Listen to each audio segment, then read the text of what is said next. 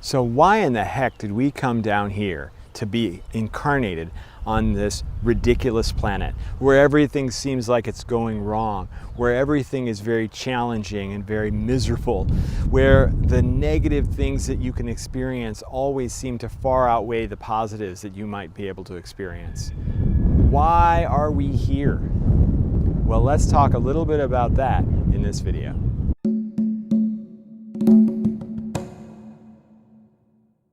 I put together a list of all the positive things and all the negative things that we might be able to experience here. Obviously not all of them, but a category of different experiences, from breaking a bone to getting married to having someone in your family murdered to having won the Super Bowl and be the Super Bowl MVP.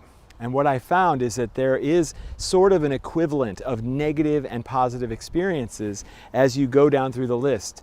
A gentle breeze might feel really nice, but it's still pretty low on the list of positive possibilities. But the opposite negative version of that is being a little bit too warm or waking up in the middle of the night because you're too hot. If you take those categories and you continue to move down the list, what we find is we eventually get to a point where the positive experience that we can have, say from having a baby or from winning the Super Bowl and being the MVP or winning the Nobel Prize, still pales in comparison to the horror of your entire family being murdered in front of you. There seems to be no equivalency to the positive and the negative possibilities. So here's where we wonder, why is it that we would incarnate here on this miserable planet where people are selfish and they're destroying the planet and all these natural disasters occur and just thing after thing after thing, and all the reasons why you wouldn't want to be here. And we also, when we think about this from a spiritual perspective and the childhood abuse that we've received or the traumas that we've gone through in our lives, it doesn't make any sense. Like, why wouldn't we just stay where it's really beautiful and we're basked in bathing in unconditional love for all of eternity in the infinite now? Well, there's an incredible reason and an unbelievable reason, and I'm going to explain it to you right now. It is simply because all of these experiences are essentially amazing compared to living in, basking in unconditional love. And you're going to say, no way, there's no way. I would trade all of this immediately for living in, basking in unconditional love in the infinite now for all of eternity. Well, let's look at it a little bit differently. Let's look at it from the perspective of, if you live in unconditional love, where you have no fear, where you cannot perish, where everything is going to essentially be in unconditional love forever, and there's no surprise, and there's no interest, and there's no excitement, or there's nothing to be grateful for, or there's nothing to be optimistic about, well, eventually you're just kind of going, okay, here we are. I'm in constant unconditional love. I guess it feels pretty good, but I don't really have anything to compare it to because it's just always bliss. So how can we even define bliss? We can't even create the word bliss unless we have something else that's just the opposite of that. All right, so how can we recognize how blissful this unconditional love experience is? Well, what if we went to a place where it isn't blissful 24/7? What if we went to a place where there were challenges and difficulties? Well, it would be okay as long as that was temporary, you might say. Okay, well, it's just like playing a video game or watching a TV show or a movie. Yes, you're going to feel the conflict of the characters, or your character in the video game is going to go through challenges. But in the end, you know that the video game or the movie will be over. And at that point, you can go back to your regular life. Well, this is the perfect setup. We're going to have this experience for maybe 80, 90 years if we're lucky, and then we're going to go back to the unconditional love forever experience.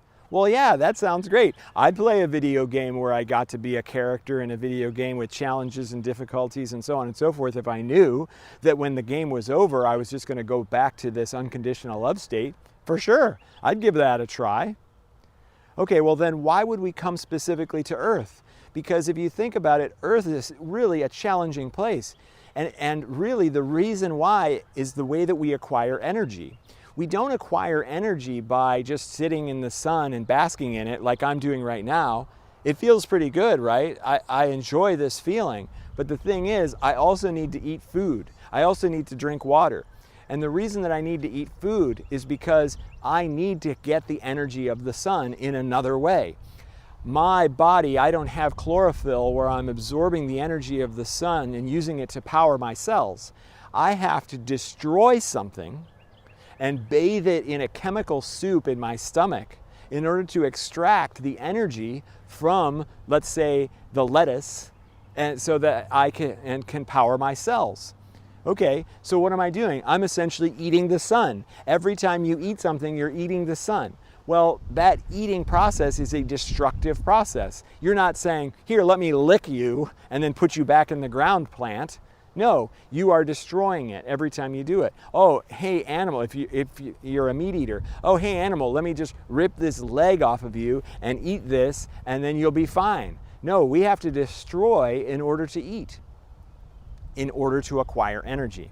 If we lived on a planet where that wasn't necessary, where we could all just bask in the sun together in a field, then we wouldn't have to worry about destruction. There would be no destruction.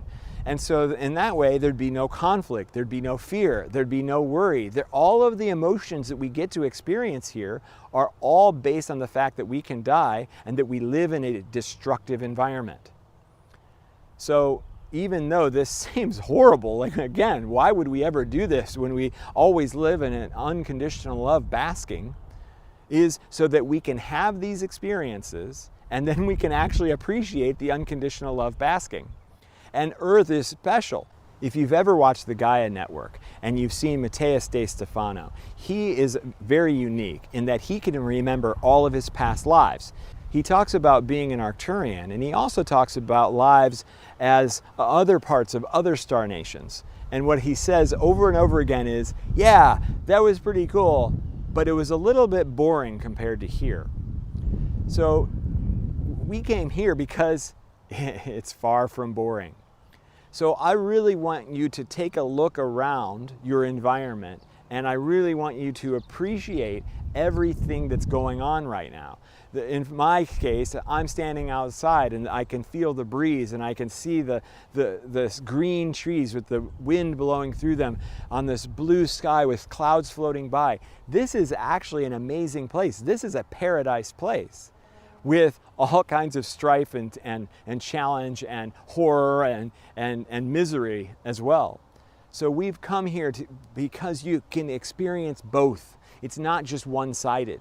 And you need that ability to experience both so that you can actually appreciate all that it has to offer.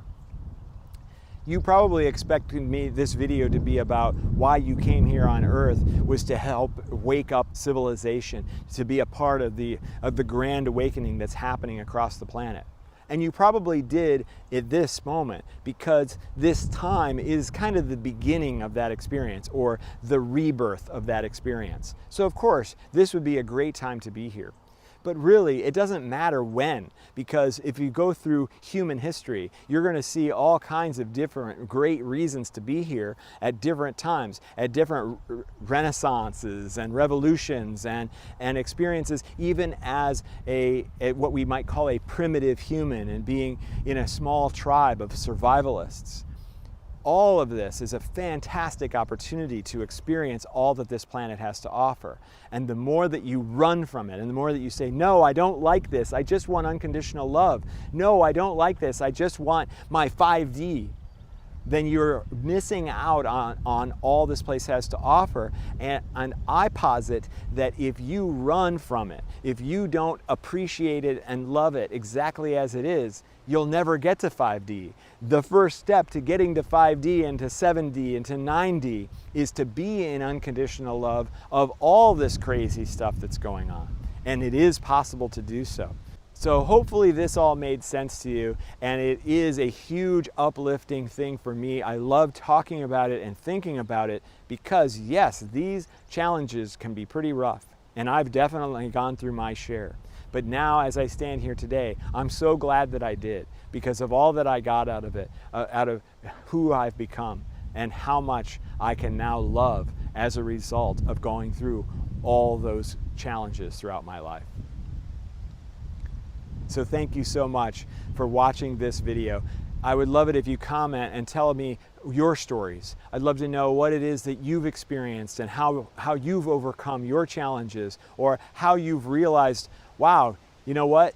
This is an amazing place, and I can have gratitude and excitement and unconditional love even here in this difficult place. I want you to know that I love you unconditionally, and I'll see you in the next video.